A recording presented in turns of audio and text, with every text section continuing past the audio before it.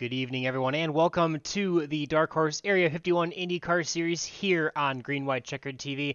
I'm Boomer Logan, and I'm very excited to bring you the finale of Season 3 for 2022 for this series. On deck, we have 90 laps here at the hallowed grounds of Indianapolis Motor Speedway, the Yard of Bricks, one of the most exciting events we have on the calendar just about every season. It's going to be a great battle. We got a pretty solid car count ready to go for tonight, so it'll be plenty of fun, plenty of action. As usual, I've got my sidekick, Gael Brooks, here with me tonight, ready to call tonight's action. Yeah, I'm looking forward to this one. It's going to be a lot of fun. I mean, I say it's of course it's Indy, but I think the big thing too tonight, Boomers, it's the new reconfigured Indy for iRacing. So they've rescanned the track, so it's going to be, I think, pretty new to most of the drivers. I don't know how many have actually ran too many laps here before all this kicks off. So might be a little bit of some learning curves for these drivers, and definitely really happy to say we got a great car count here tonight. Looks like about 20 strong. So I'll say that's going to be one of those things for qualifying for these drivers, especially, of course, our championship contenders. You look at Nick DeGroot, Craig Forsyth, and then Jeff Heisong, Matt Wagner, all in the top four. It's really probably going to be pretty much between Jeff and Nick, but right now Nick, holding a 31-point lead over Jeff, 45 over Craig, 65 over Matt. I think Matt and Craig most likely mathematically eliminated. But yeah, I think Jeff's going to need a little bit of luck. But again, with the bigger field, things can happen. Field can get jumbled up here. So qualifying, I think, is going to be the first step. These guys need to get a good lap in to maybe just get themselves in a safe pocket for tonight. Yeah, for sure. And in these point standings, usually the winner gets 45 points, second place gets 40, 35, 30, and then down by 2, so 28, 26, so on and so forth, points for the finishing positions. So it's definitely still not out of reach for Jeff Heisong, though with a 31-point lead. He pretty much has to expect to win the race, do as much as he possibly can for bonus points as well, for laps led, most laps led, and more. And then going to have to hope that Nick DeGroot ends up being out of this one early. So Nick DeGroot really just hoping to probably hang on to a top 10 finish, and he should pretty much guarantee what he needs for the championship, but still a long way to go, and we'll be here to cover all that action tonight. Yeah, exactly right. And it's going to be a pretty quick break as well after this season, though, as well, Boomers. We're going to jump over just one off week, and then the second week of November, we'll kick off just a real quick 6-race season, kind of pick up the favorites of here. So obviously, Indy Elite right back into the mix there, Pocono, as well as Michigan and Auto Club, and then 2 more into the mix. Not sure which those will be yet. But those will be fun to see. It's kind of going to be a bit of a recruiting season, if you will, try to get some new, fresh names and faces into the series. So definitely take a look at that. I'd say if you go to the website area51iracing.com, it'll forward you over to their Facebook page, which will have all the info that you need to try to get signed up over there. So definitely take a look. I know, Boomer, we've been talking. It's like, man, we like to have some fun with this, but we can't talk about that too much more yet because we still got to get this season underway, and it looks like qualifying has just completed. Looks like it, and we will take a chance to bring up our grid. Not too much of a surprise, Nick DeGroot on the pole, trying to defend that 3rd championship of the season. He will start first overall with Craig Forsyth in 2nd place, just 0.03 of a second behind him in the qualifying times. Chris Jabot will be on the 2nd row with Eric Peterson to his outside. Jari Brupacher starting 5th, and Jim Herrick finishing row number 3. Matt Wagner with a decent qualifying position in 7th, and AJ Hobson to his outside, completing row number 4. William Gunn in the number 14 car in the 9 slot, and put Gary Corley in the top 10 in that number 7 Dark Horse Racing machine. On the 6th row, we have Jeff Heisong and Joseph Morales. Definitely not the qualifying position that I think Jeff wanted to have for tonight, but there's still plenty of time left to get up towards the front of the pack, and we'll take you through the second half of the pack here, starting with Dylan McIntosh on row number 7 inside in that 04 machine with Christian Alacio to his outside. Chris Matthews, one of our broadcasters here at Green White Checker TV, is running tonight in that number 92 machine with Jim Brooks to his outside. Dan Marrera and Taylor Reeves will make up the 9th row, and Brian Wang and Joseph DeCiro will round out the top 20 to start our race tonight. I believe the last 6 or 7 drivers in the grid tonight electing not to take a qualifying time to start in the back of the pack. So we'll have to see how that works out for them, as it looks like we are taking to the grid here at Indianapolis Motor Speedway. Yeah, a little surprised to see some of the drivers not put a lap down there. So we'll see how the strategy works out for them. But you're right, though. Yeah, I don't think the qualifying lap that the second place in the points there was looking for. Unfortunately for Jeff Highsong, like you mentioned, going to be 11th here on the grid. So that's going to be a little bit tough sledding. And importantly for Nick, also one bonus point as well. So that lead just increases that tiny bit more. So every little bit counts. So now Nick's just going to try to get one of those lead laps, lap sled, I should say, and get that underway. So it's gonna be fun to see, and then say definitely gotta give also a shout out to Chris Jabot there in the 83. Say he hasn't run a ton of the races this season, but man, when he's been here, he's been pretty quick in the 83 car. So I look forward to see what he's got in store for these guys. It'll be fun to see how he does, and then yes, I know he's gonna try to work with the other Chris, like you mentioned, Chris Matthews. So we'll see if they can maybe work together and get some strategy, but. Talk to drivers. It looks like 22, 23 laps safely on fuel, kind of full rich, full song. So it's pretty much a guaranteed 3-stop race here tonight. I don't think anybody's going to be able to save a pit stop in this one the way it's set up. Won't stop anybody from trying, though. And, of course, you never know if and when those cautions fall could change the complete complexion of this race. Yeah, definitely a lot more drivers in the field. I know a couple here. I don't think we've seen Jari Brupacher in a couple of weeks now, so glad to have him back in action. Jim Brooks also taking the last week off. Chris Jabot has taken a couple weeks off, as well as Christian Alacio. So really appreciate everyone coming out. Obviously, it's Indy. Everybody wants a chance to race here, especially on the new track scan. It's going to be a lot of fun to cover this action tonight.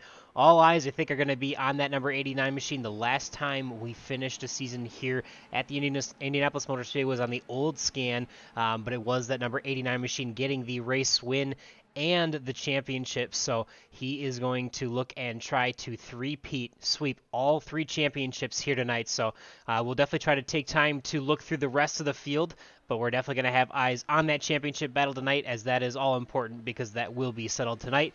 And as we talk about it, we are now underway. The 89 machine of Nick DeGroot leads him to the green flag. Yeah, good start by Nick. Able to just pretty much clear himself away there.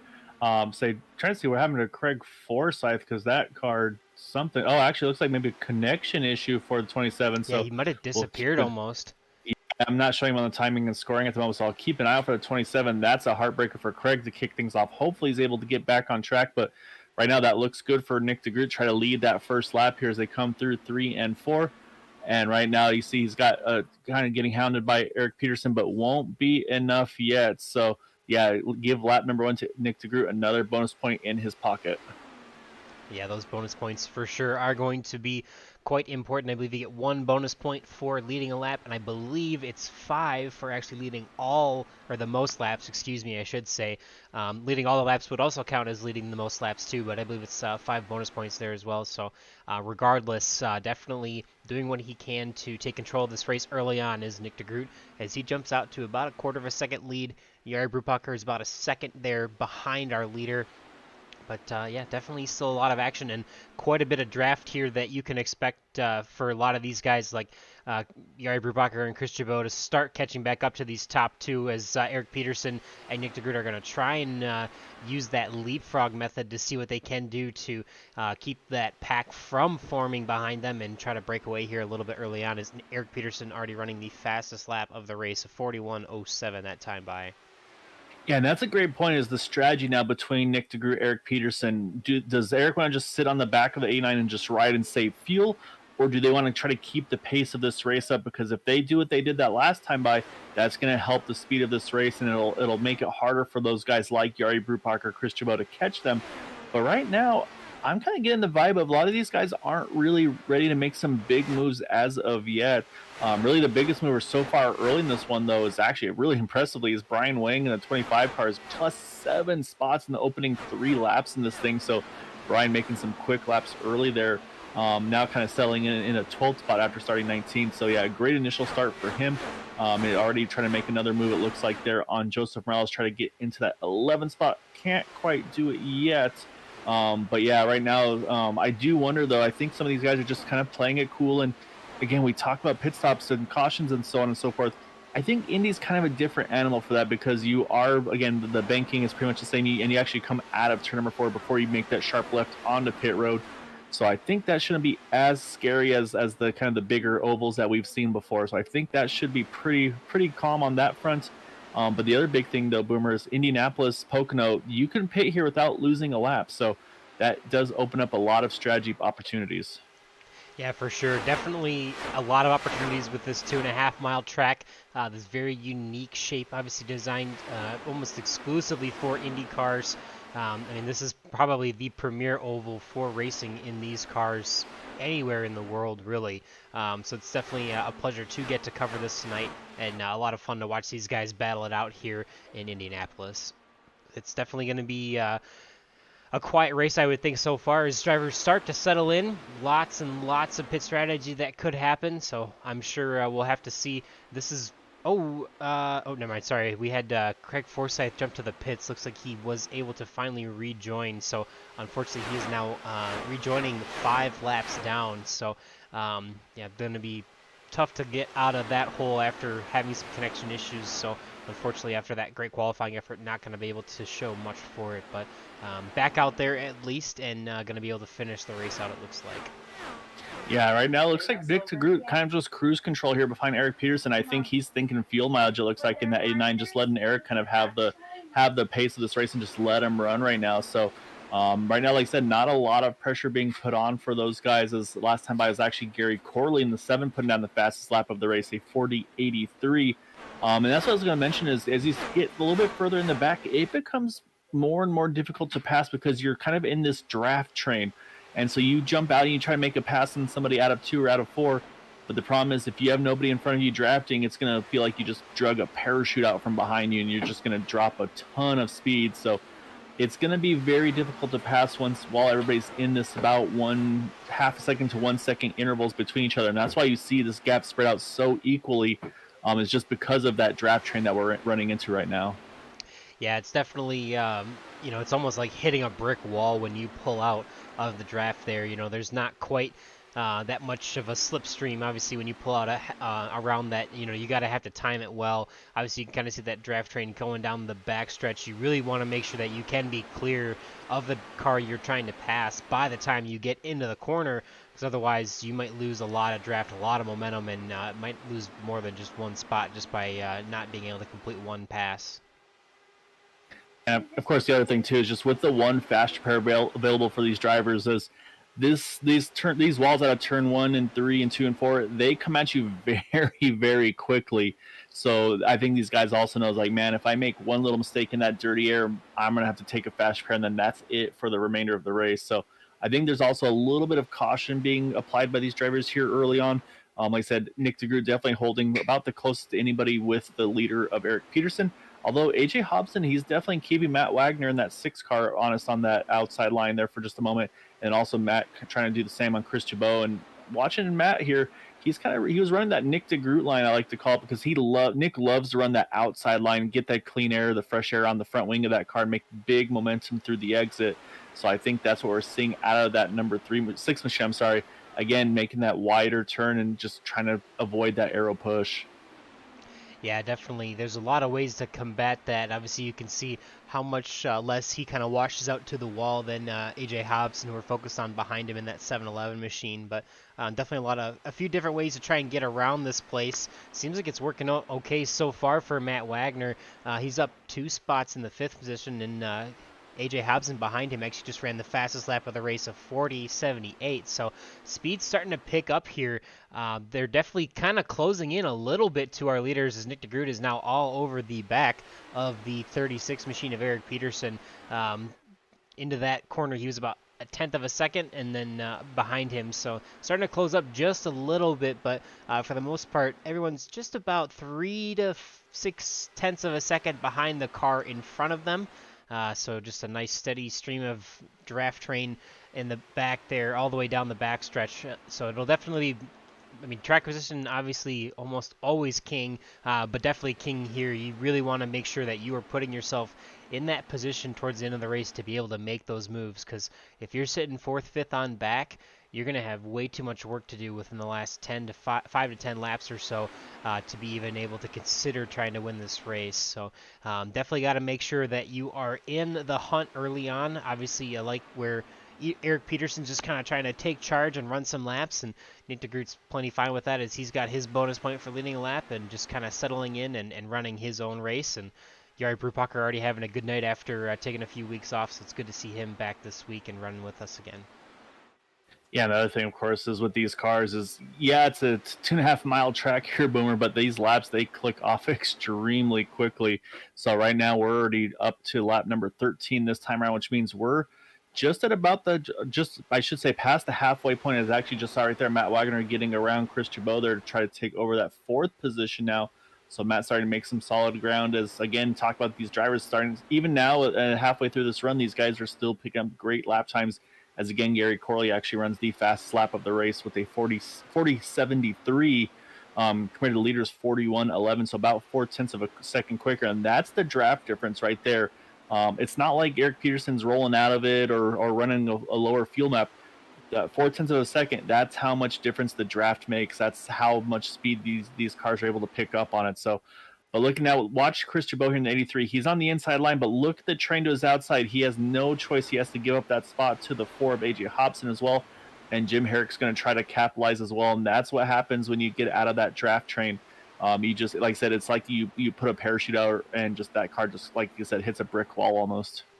Yeah, definitely. You get a great tow, and then as soon as you get out there, you're kind of stuck with the same amount of air. As it looks like Chris Chabot's or AJ Hobson's gonna try and make a move on Matt Wagner here, see if he can make it stick. He does into turn number 3. That was near textbook, exactly how you want that to play out. You want to make sure you get that run so that you are clear of that guy in front of you by the time you get into the corner. And there's definitely a way to set that up, through turns 1 and 2 to make sure that by the beginning of the backstretch, you have enough room to be at that spot and around him, but not too far back that you can't get there far enough. So obviously you can get a big run the further back you lay off of the car in front of you, or the further back you are behind him. But if you don't get there in the turn number 3 in time, you won't make that pass. So that was textbook last time by AJ Hobson. Yeah, it really was, and that's saying, and I think he needed to do that too, because while they were doing all that battling, it really slowed down the pace of those guys. They had fallen to just outside of a second off of Jari Brubacher, and it had it for a moment look like it was about to be a 3-car breakaway, but you can see though, AJ, he's been able to bridge that gap, and so now he's back within it, and they're right on cue. By about 0.2 of a second, this time Boomer runs the fastest lap of the race, 40.57. We mentioned just a moment ago that Gary Corley had a 40.70. So that 4-car, say whatever in-car adjustments he's been making to the weight jacker, the front and rear ARBs, that thing is rotating very well, and almost right away there thought about trying to make a move when Jari backs it down though. And so I think we have to watch for AJ Hobson. I think he's showing that this car has a lot of speed, because like I said, he's been making moves that a lot of other drivers have not been able to do so early on. Yeah, definitely. Maybe just a touch of aggression too, a little bit of confidence going into the night. He's definitely, going for it, and it'll be exciting to watch. Definitely one of the fastest guys out on the track. Jari Brubacher is actually one of the slowest that last time by, so now you can see that gap between AJ and Jari closing in. We'll see if he's got enough of a chance, that is AJ, to get to the rear wing of Jari Brubacher and try to make a move into 3. Maybe not quite this time by, and sometimes it really takes almost 2 to 3 laps just to set up passing one car here at the Speedway. Yeah, you have to really build up to it, get the exit you need off the turn, and then get that momentum right. And then, of course, also hope that you get the draft that you need to pull yourself through. And almost 1 or 2, maybe Jari was kind of backing down his pace and said, hey, you know what, I'm going to run a map 3 or 4, just run a little leaner, save a little bit of fuel. And then all here comes in the mirror, the AJ Hobson probably running map 1, and all of a sudden Yari's like, wait a second, I can't back down this much. I'm going to lose my track position. So he probably turned the wick back up in that number 49 machine just to kind of keep his defense, if you will, over the number 4. So like I said, there's a lot of stuff you can adjust in these cars to kind of run the pace that you want to run, be it the weight jackers, the ARBs, but also the fuel mixtures. You can run from map 1 full rich to map 5 is kind of the full lean on racing strategy. Then you can go all the way to map number 8, which is actually the caution map, which saves a lot of fuel, but you definitely can't hold a racing speed. And then those two in between, though, 6 and 7 are more road course maps, kind of more of an S curve instead of linear. So those are the field maps you get to play with in these Indy cars. So here at Indianapolis, it's going to pretty much always be either map 1 through 5 or 8 under yellow. But that said, though, Boomer, we got about 2-3 more laps here, and we're going to start to see some cars duck off, and that's, I think, going to be a big turning point in this race because it's going to be all about getting in and out of pit road quick and clean. Yeah, we've definitely had quite a few races so far this season that have been controlled by those cautions as they come out. Going to try and see. Hopefully everyone can make it down cleanly. It's obviously an easier pit road to get onto because it is fairly flat, but sometimes you can get over aggressive and try to get, in between. I mean, it is a this is probably the narrowest pit road in any oval in the United States. Very narrow, and then the pit boxes are also fairly small as well, so rather difficult to get into pit road.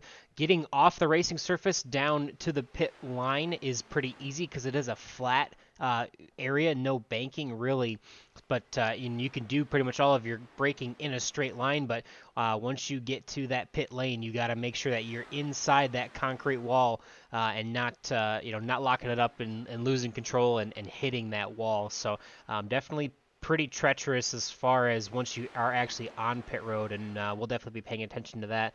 Would expect to see these guys coming in the next lap or so. Obviously, Eric Peterson running out front, probably running the most fuel so far, as he's led just about all of the laps here so far, working on lap number 21 of 90 right now.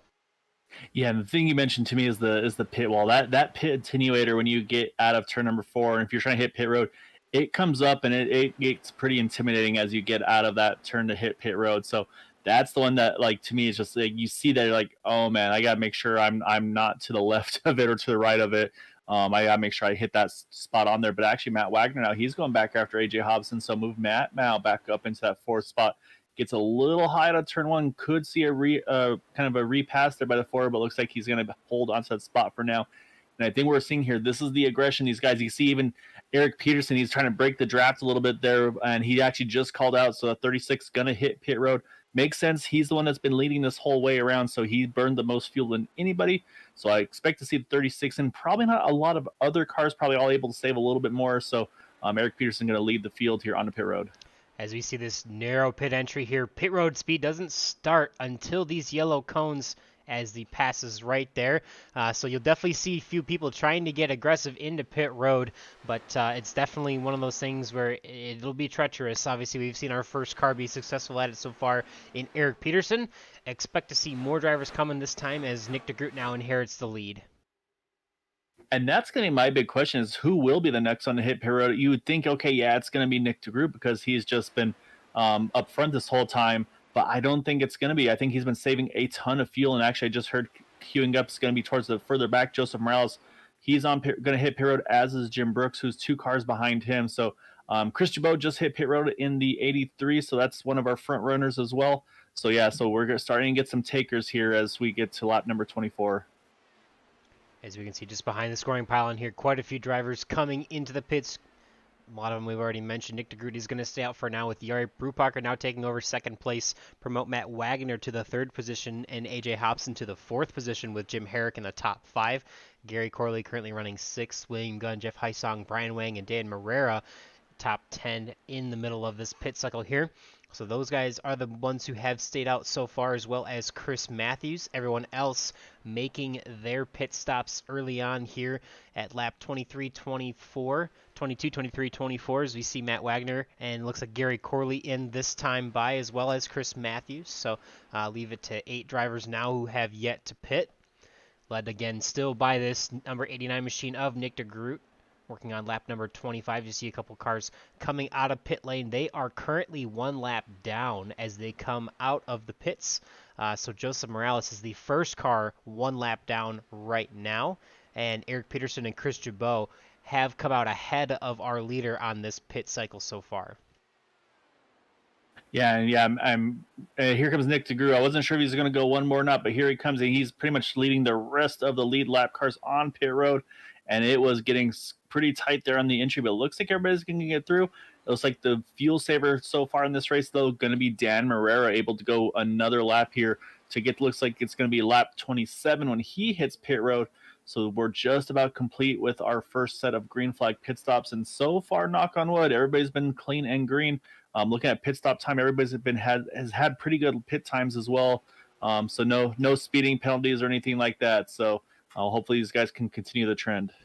Yeah, for sure. I think Dan Marrera is obviously going to stretch out the longest here. He has a little bit of drafting help right now, just ahead of him, so that helps a little bit being the only car out on track, really, or at least the only car on the lead lap, is he's going to make his service this time by. So we'll see where he nets out with the rest of the lead. Nick DeGroot obviously coming out of pit road.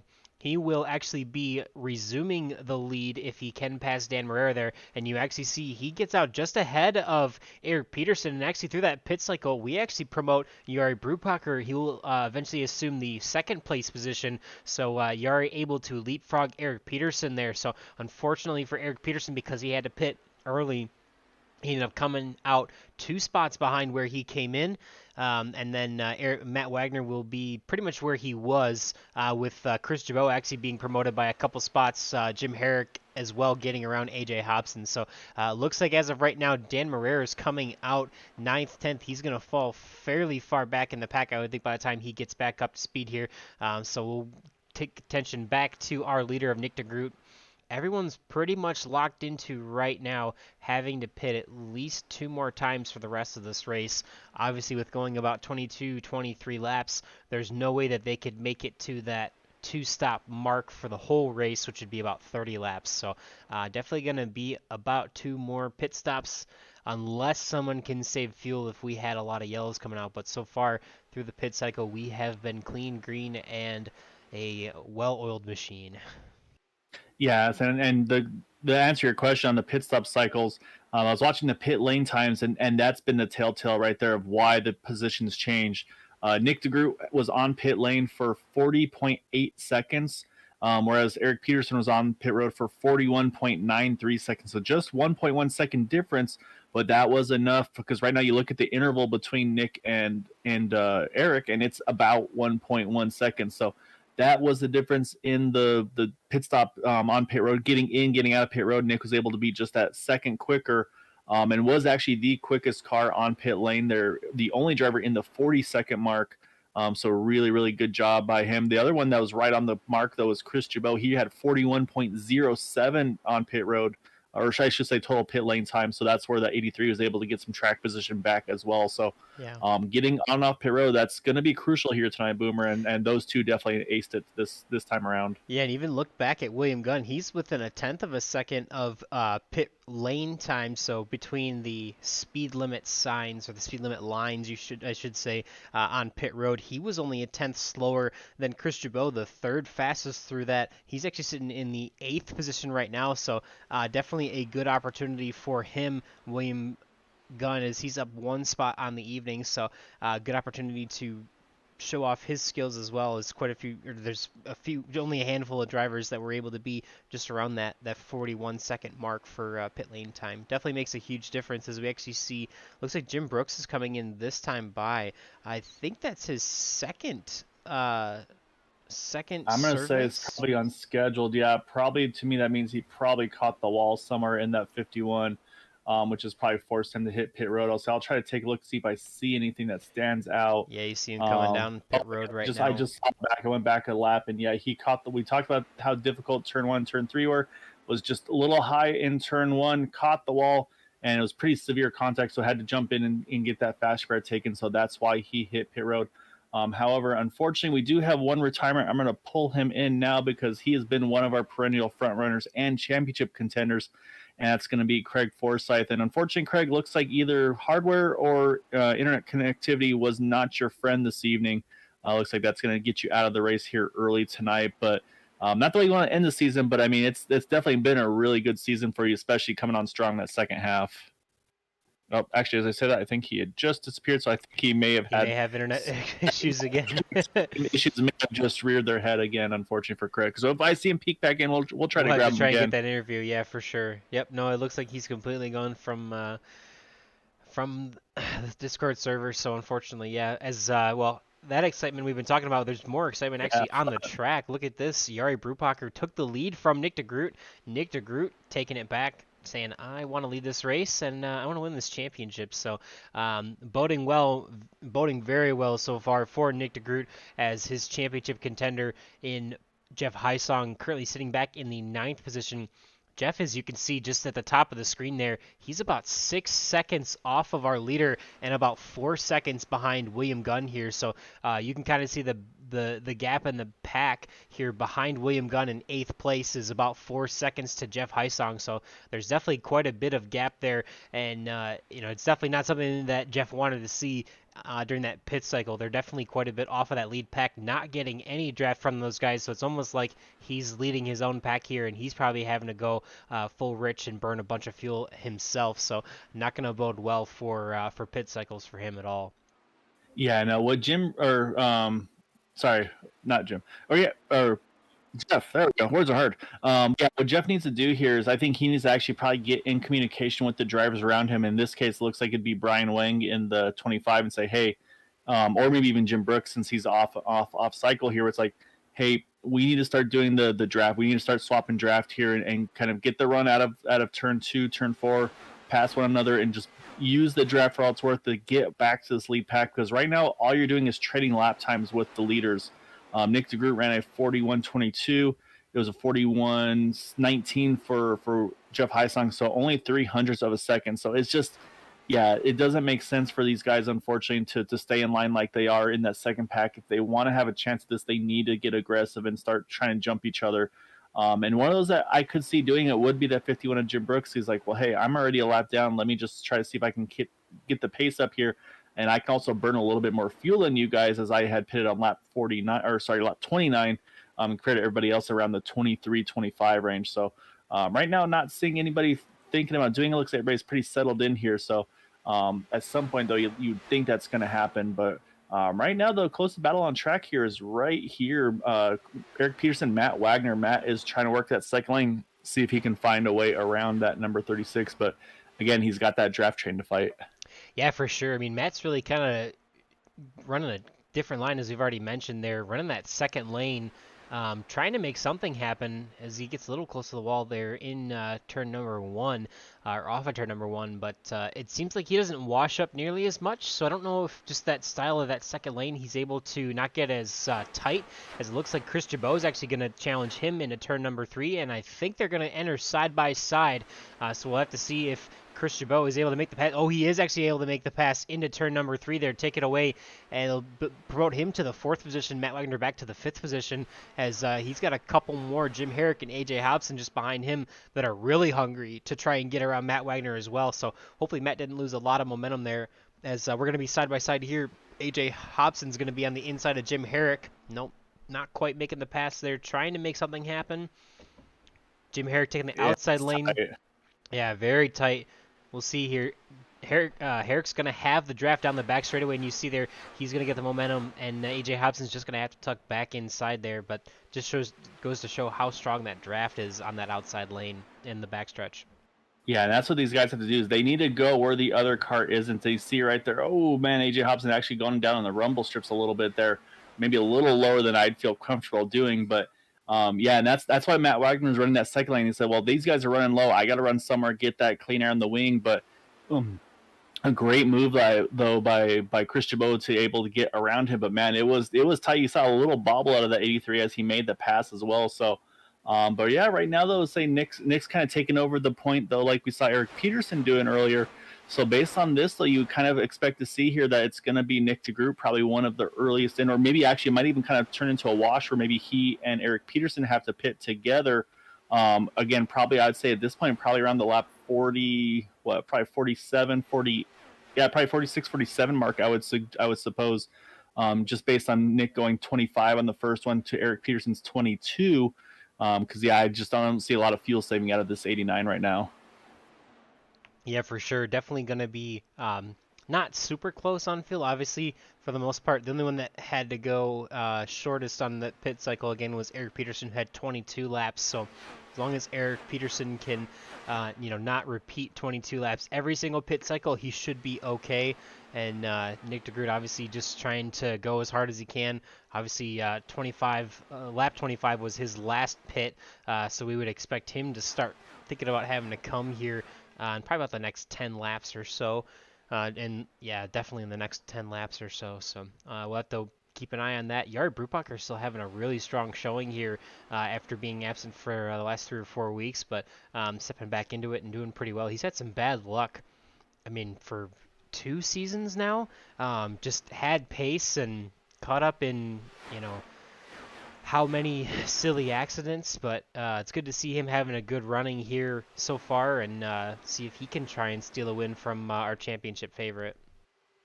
Yeah, right now the battle continues. Now the 6 and the 4, they are going at it once again. Matt, again, the high side so close to the wall, though, Alpha 4, but hangs on to it. As actually look at Jari, he's going to take a look here on Nick DeGroot. He's going to take the lead going into turn number 1, so switch that lead over to Jari here. And right now, again, not a huge amount of movement in the field right now. +4 for Jari is one of the highest climbers other than Brian Wing at +9. So these guys are all making, like I said, a lot of moves. But man, again, Nick DeGroot, he's done his saving, I think, behind Eric Peterson. You know what? I want to keep this track position now. It looks like that, or he wants to keep the pace of this race up. I'm not sure which it is. But yeah, he's definitely pretty content with being in the front compared to the first run where he was just really happy to stay right behind Eric Peterson. Yeah, he's got a plan, and he's already showing it. We may not fully understand it just yet to know where exactly he's going to be pitting and what he's thinking, but he's got a plan, and we know for a fact that he's definitely going to be executing it over the next 48 laps. And, I mean, this kind of shows it right there. I mean, you saw there, Nick didn't... He didn't want to roll out of it there. He decided to keep on the throttle there because he felt like that was his best option. That's going to cost Jari some momentum. And look at, here comes Eric Peterson. He's going to try to take advantage of this, but he's going to have the dirty air of that 89. That allows Jari to hold on to that second spot, but it's also bringing Chris Jabot right into the mix once more here in the 83 car. Again, he qualified third, dropped back to fourth there pretty early on. Then he's been right there the whole time. And there goes again, Eric Peterson peaks inside. We'll see. But again, there's the draft momentum. It has no choice but to tuck back in line.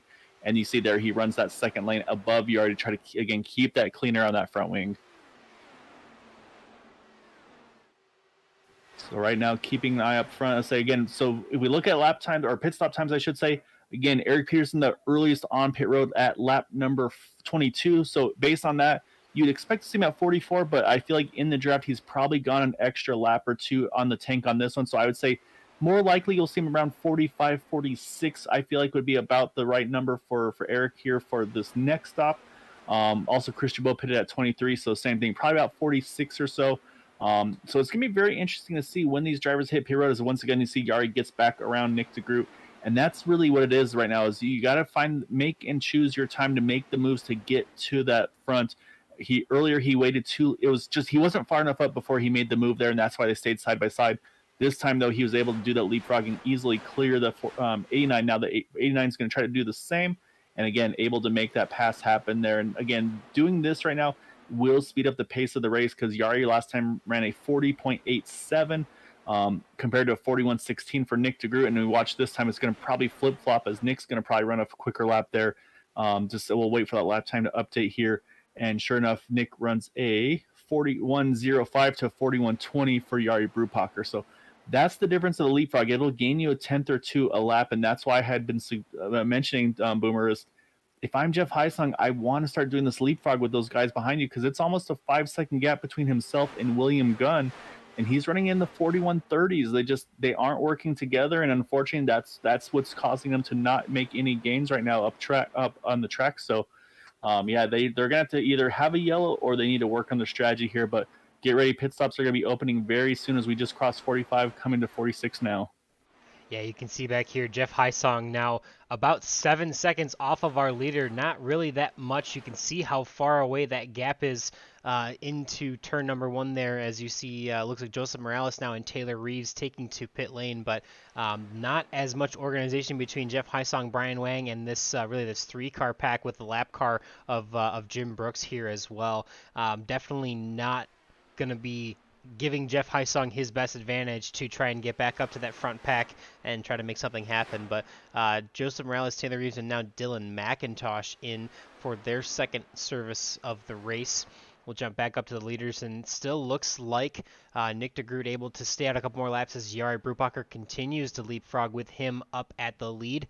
And Eric Peterson now able to go a few more laps. He'll be able to go, this will be 25 laps now on this stint for him. So thankfully he's able to stretch that one out. Not too much to worry after leading most of that first green flag stint. Looks like he's going to be calling out, either trying to break the draft, I would assume, probably, or maybe trying to pull I think that was pit. Yeah, I think that was the driver call of, I'm pitting. After he made he called it. Also, Yari is going to hit pit road here as well. So it's going to be a very busy entry here. So we'll watch to see, does Nick hit pit road as well? No, he does not. So it's going to be second and third. Chris Chabot also in. Again, these guys, they had one pit stop. That was Yari. Ooh. Big slide. We'll see if he's able to get it slowed down in time. That may be a speeding penalty, but I'm looking at timing and scoring. I think he was able to back it down before the timing line, and he was able to save his race still. So he is going for everything there. As Nick DeGroot calls that he's going to hit pit road this time as well. Yeah, so Nick DeGroot now, the lead all by himself, has about a 1 second lead over Matt Wagner that you can see there in that second position as they sit. Going to be trying to take their second pit stop of the race here. I would assume most of the rest of these guys are going to try and come down this time by, but we'll just have to wait and see. As you see the 6 machine coming down. Oh, a little bit of a fake there from AJ Hobson as he stays out on the racetrack with Jim Herrick, William Gunn, and Joseph Morales. Jeff Heisong coming in this time by, and just about everyone else still electing to stay out. Gary Corley, Dan Marrera, Brian Wang, William Gunn in this, Brian Wang starts the second group with Gary Corley and Dan Marrera there. And it looks like Jim Brooks also hasn't taken his second pit stop of the race yet.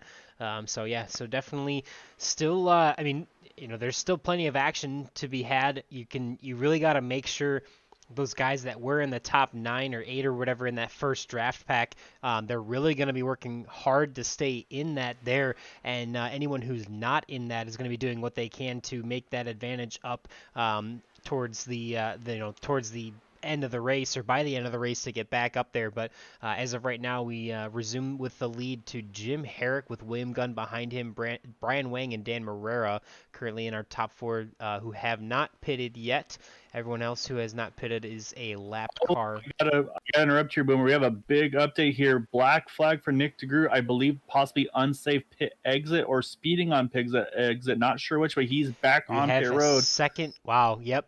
Definitely would assume a unsafe pit exit there. And it looks like Jim Herrick also coming in. No, excuse me. He's coming in for his second pit stop. Nick DeGroot is actually coming down pit road for that penalty.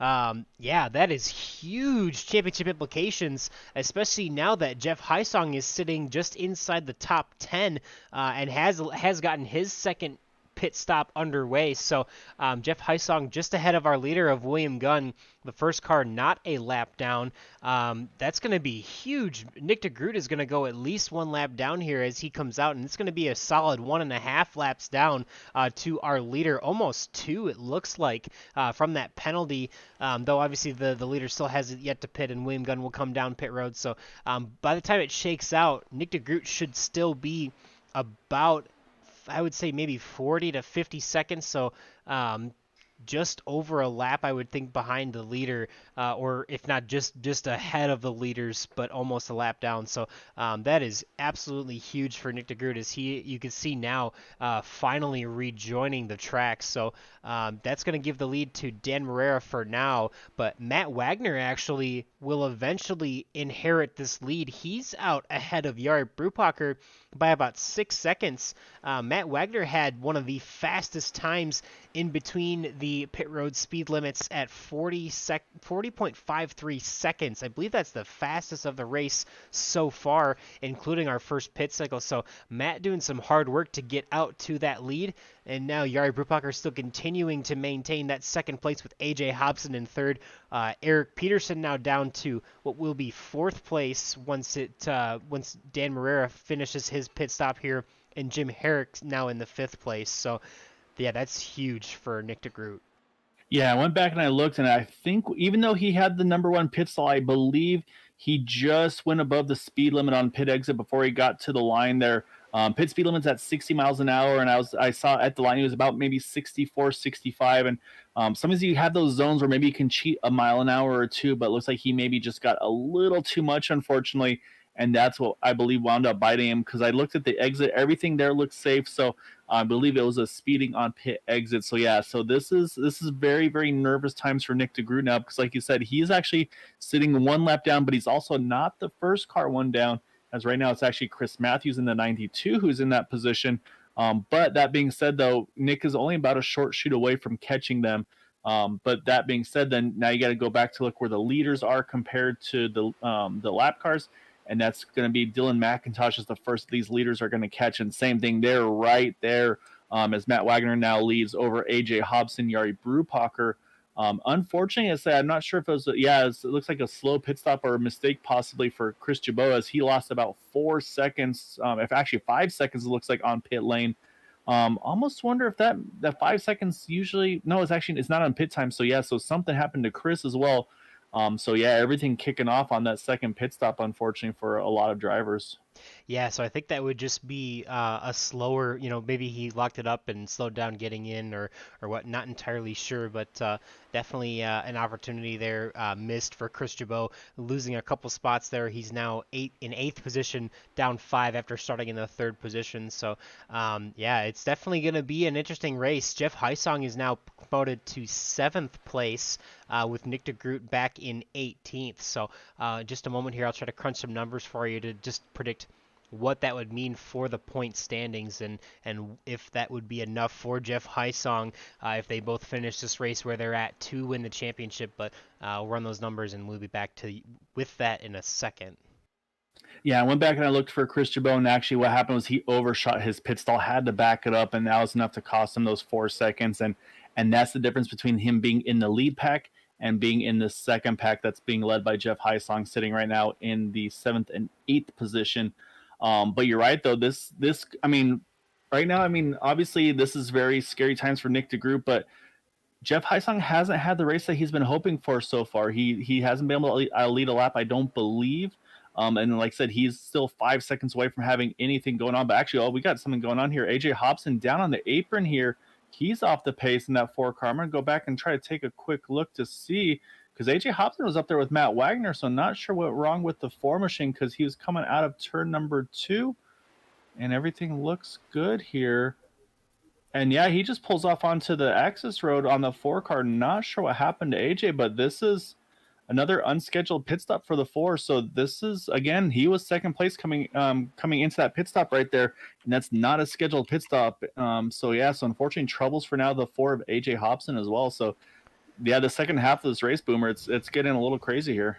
Yeah, for sure. So as they sit right now, we have the number 18 machine of Jeff Heisong is in 6th place, and Nick DeGroot is still back in 18th place. So that would be a difference of 15 points minus 1 point for Nick DeGroot's lap led. So 14-point difference in how they run right now. So if Jeff Heisong really wants to try and make this work, he's really going to have to get up in the top 5, probably closer to the podium, for him to have enough spots just to gain those points. Remember, we mentioned at the top of the show that the winner of the race gets 45 points, second gets 40, 35, and 30 through 4th place, and then from there, it's every 2 points back from 5th to 10th place.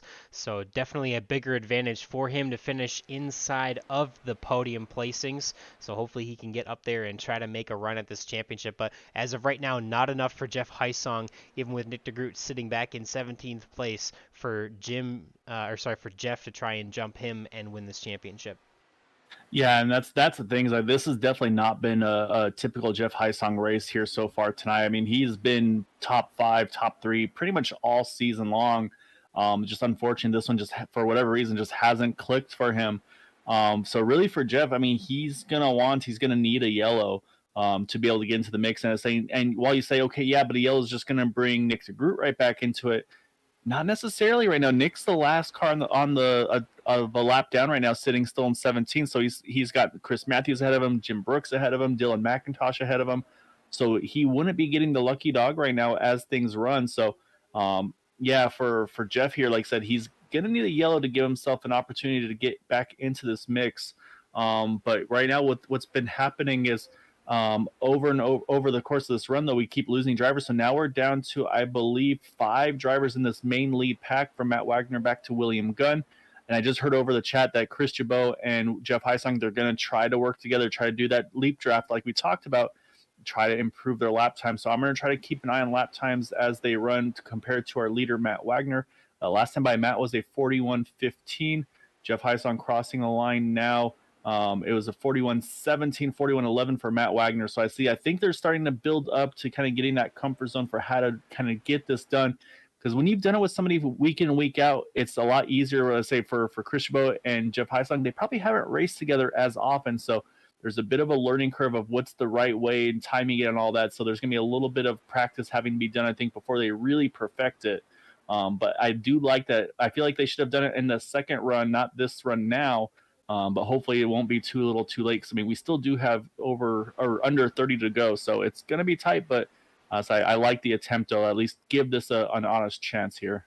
Yeah, for sure. And maybe next time by, we'll keep an update on how fast, what kind of lap times these guys are running. But Matt Wagner, we've seen really is just kind of checking out a little bit on the leaders. He's got about now a 0.3 of a second gap over Jari Brupacher and a 0.6 of a second gap over Eric Peterson, but not a lot of organization there at the front of that pack. So this time as they come by the stripe, we'll see. Now you see the 18 and the the 83 machine working together to try and leapfrog at the stripe there. That time Matt Wagner ran a 41:16. We'll see what Jeff Heisong runs this time by.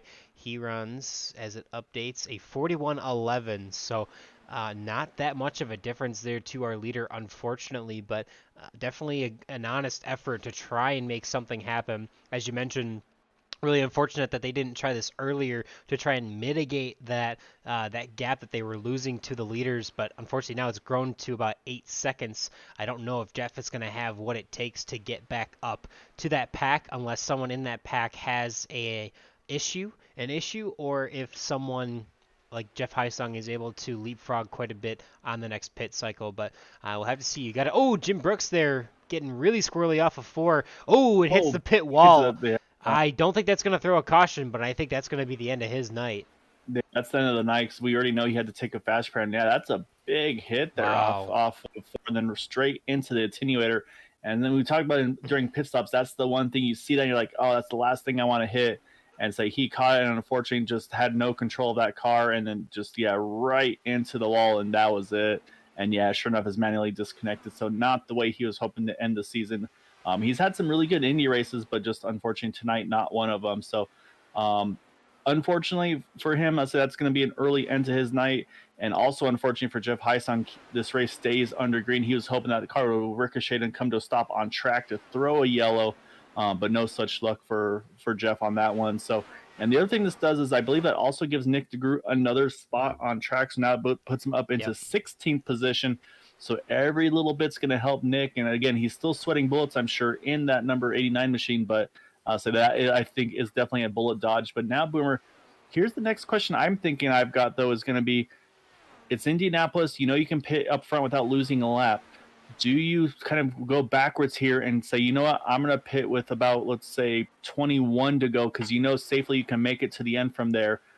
Do we see these drivers maybe consider short pitting to just basically not risk getting trapped on track when a caution comes out in order to make sure that they can kind of recycle up to the front of the field when if and when a caution flies? Yeah, we'll have to see. I mean, I think the biggest thing is who's going to be your drafting partner when you get out. Obviously, if you're by yourself, you are not going to have nearly as easy of a time to get back up there as we'll have to wait and see as these pit cycles go. But Matt Wagner trying to continue to lead this race here with 25 laps to go, so that does mean the pit window is open, so there is an opportunity for somebody to come down. And obviously we saw if you were driving by yourself without a draft, this is not enough laps for you to make your final stop. So we'll have to wait and see. I'm going to assume that some people are going to try and stretch this out as long as they possibly can in case a caution does come out, though if you can get some drafting help, the window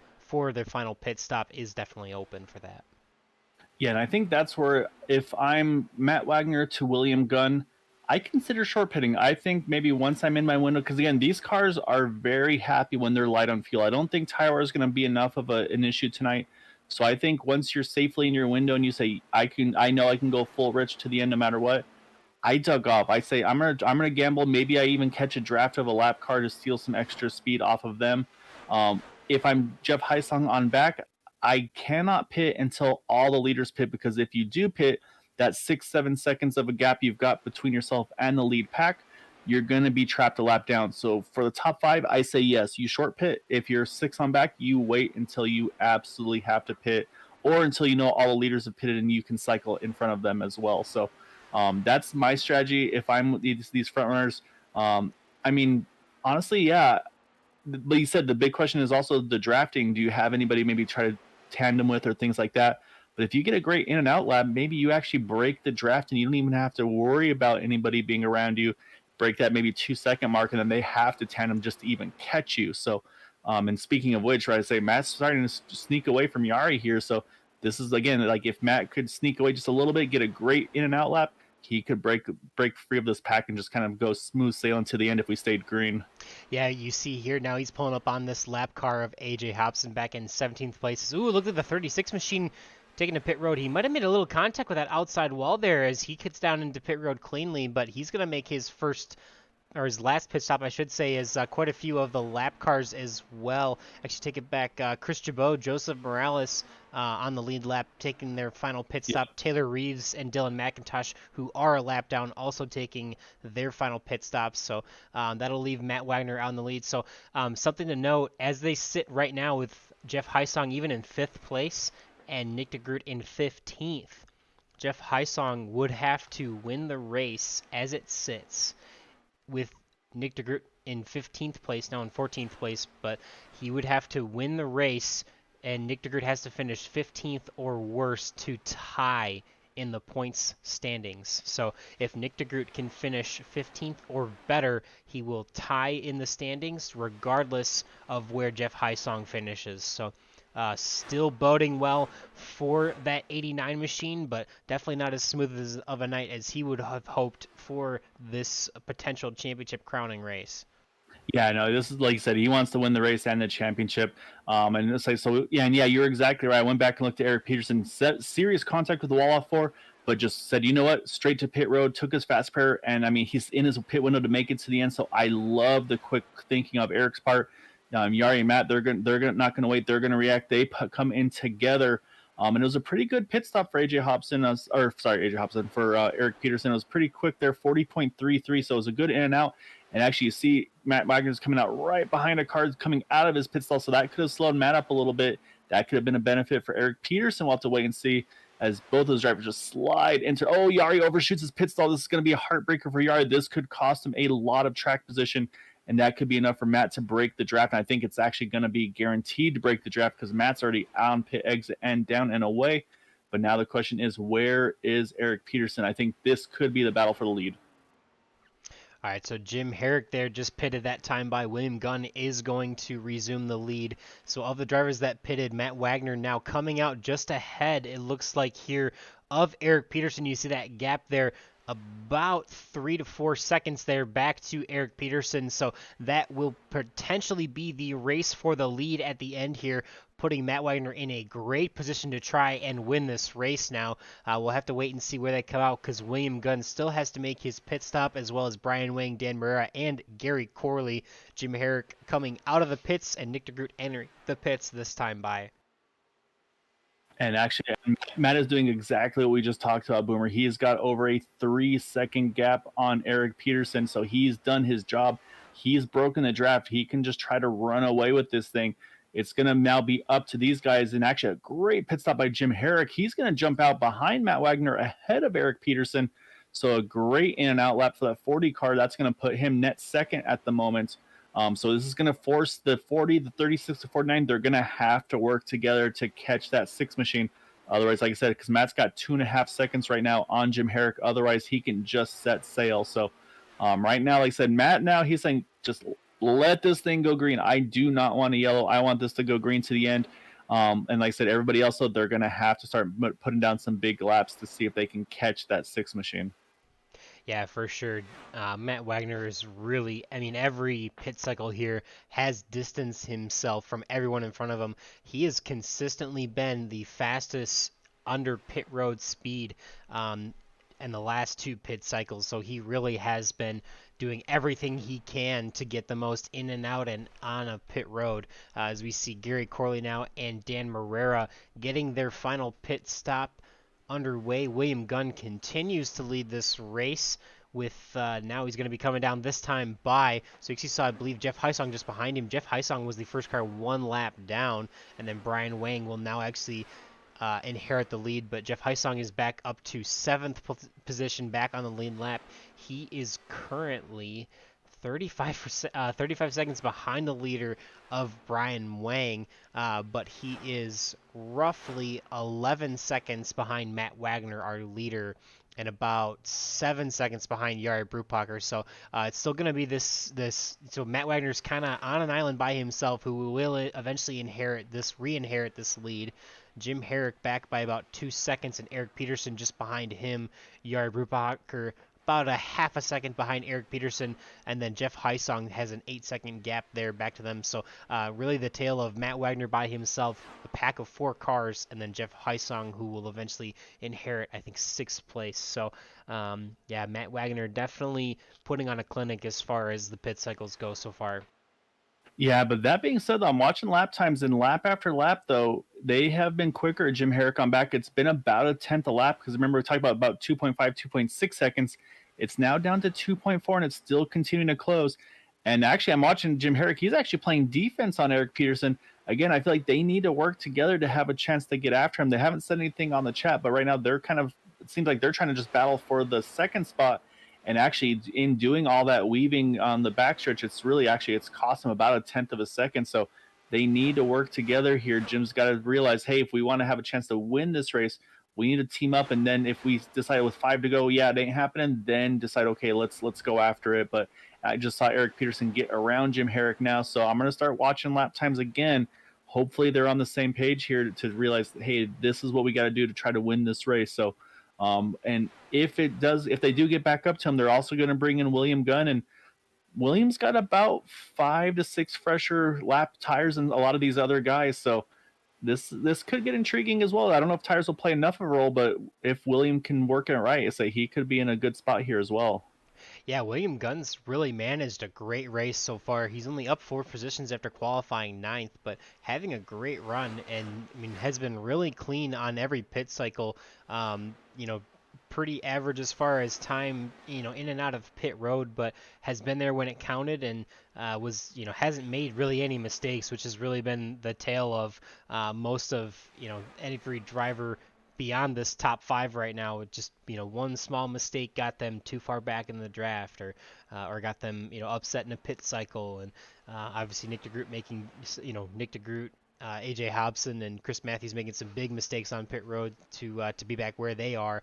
Yeah, definitely a great running for this 14 machine this night. Boomer, I mean, they were doing so well, and now they're doing the side-by-side racing. Here goes Jari. Jari's going to send it through. I know he's going to back out of it there. But Jari thought about it. I think he's getting frustrated by seeing these guys run side by side, because that gap was down to 2.3 seconds, and just this one lap alone, it's now back up to 2.6 seconds. They had it, and then they lost it. They only had to get one more second. They would have picked up the draft of the 6 car. But then they got back to battling each other for that runner-up spot. And unfortunately, like I said, I feel like this is going to just let Matt get away, because these laps are clicking off. Next time by, it's going to be down to 10 laps to go. And yeah, it was a 41.08 for Matt Wagner, 41.29, 41.31 for Jim and Eric. So yeah, again, lost 0.2 of a second, just that one lap alone, whereas they had been clicking off about a tenth quicker than Matt those previous 2 or 3 laps. So just, oh man, it's, again, if you're Matt and you're listening on this coverage, you're loving it. But if you're Jim or Eric, I mean, you've got to be frustrated right now behind the wheel. Right, and I mean, I guess think about it this way: would a tenth of a second a lap, would that have been enough? Obviously 20 laps would have gotten you 2 seconds. You're 2.5 seconds back now.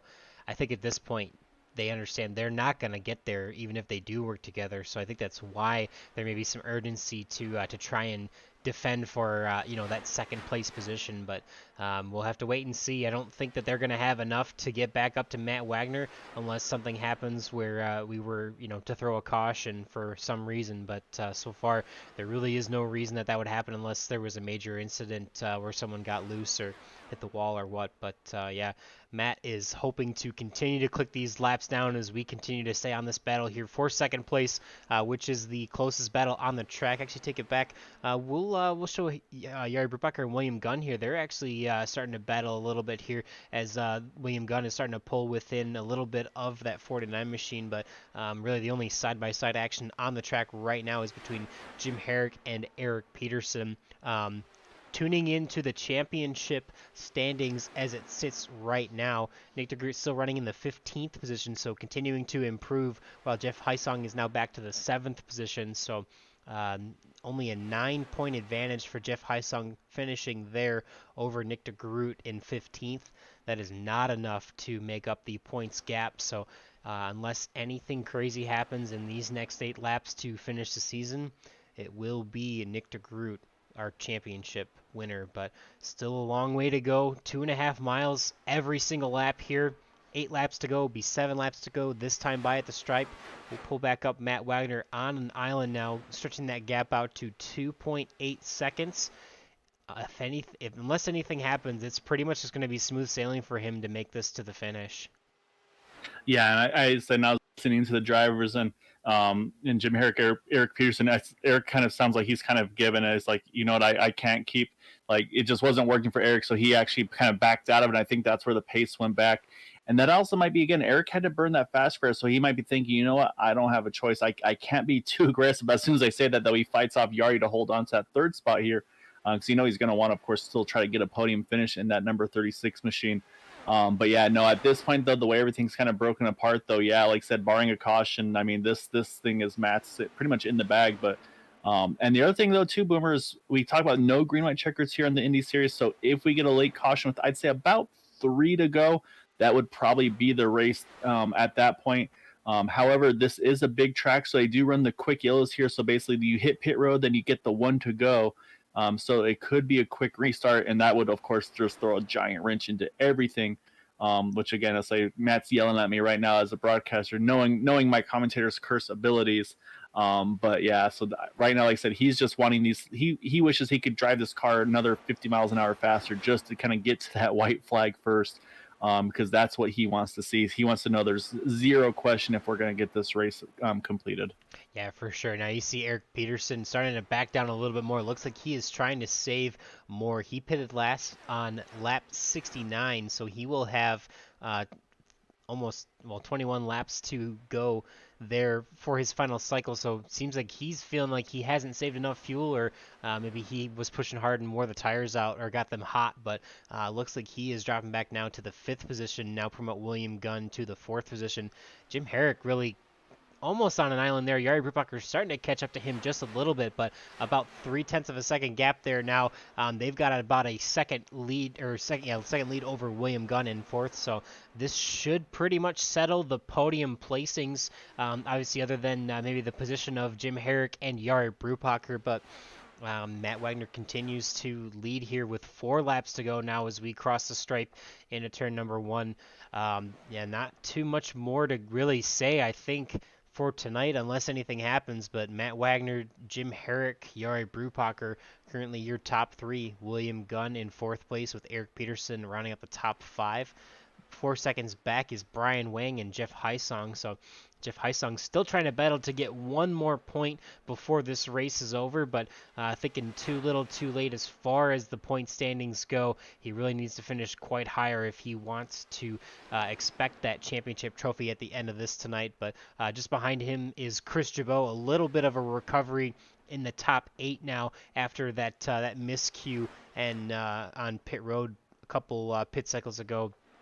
Joseph Morales now sitting in the 9th spot with Taylor Reeves just behind him and Dan Marrera as well.